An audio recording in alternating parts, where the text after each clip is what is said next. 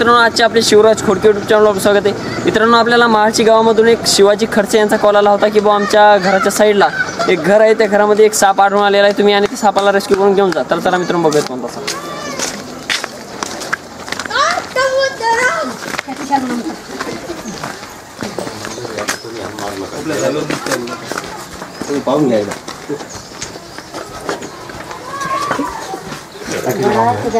केवढा आहे?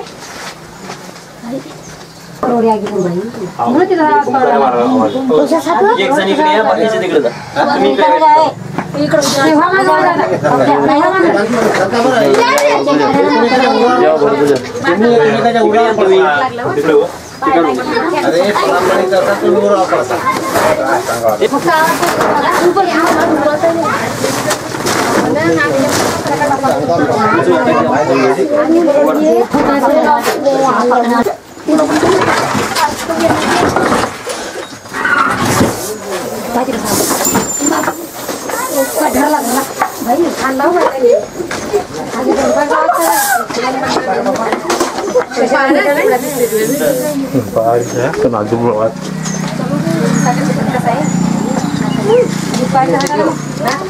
तर मित्रांनो, आपण बघू शकता हा एक रसेल वायपर म्हणजे परड या जातीचा साप असून या सापामध्ये हेमोटॉक्सिन नावाचं विष राहतं।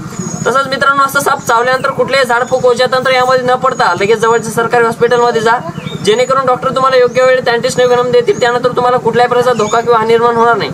तसेच मित्रांनो, असं साप आपल्या घरामध्ये गोठ्यामध्ये आढळल्यास लगेच जवळच्या सर्पमित्राला कॉल करा, जेणेकरून सर्पमित्र लवकरात लवकर त्या सापाला रेस्क्यू करतील, त्यानंतर तुम्हालाही कुठल्या प्रकारचा धोका किंवा हानी निर्माण होणार नाही आणि सापालाही कुठल्या प्रकारचा धोका किंवा हानी निर्माण होणार नाही।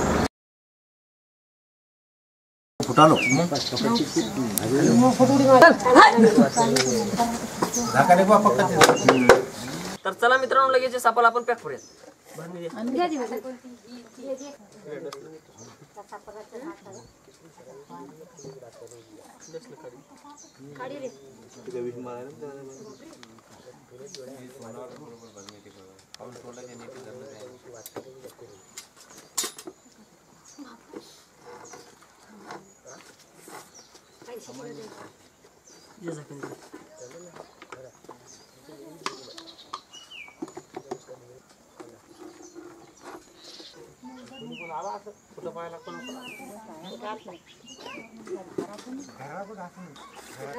तर मित्रांनो, आपण बघू शकता आपण या सापाला व्यवस्थितरित्या रेस्क्यू केलेलं आहे। त्यानंतर उद्या सकाळी आपण या सापाला निसर्गरम्य वातावरणामध्ये फॉरेस्ट एरियामध्ये आपण याला रिलीज करणार आहोत। धन्यवाद।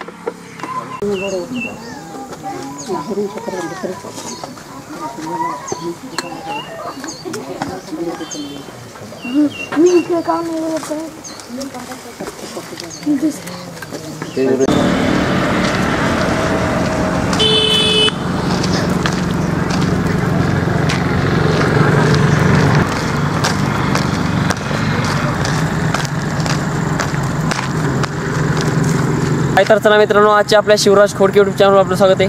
मित्रांनो, हा एक रसेल वायपर म्हणजेच परड या जातीचा साप असून या सापामध्ये हेमोटॉक्सिन नावाचं विष राहतं।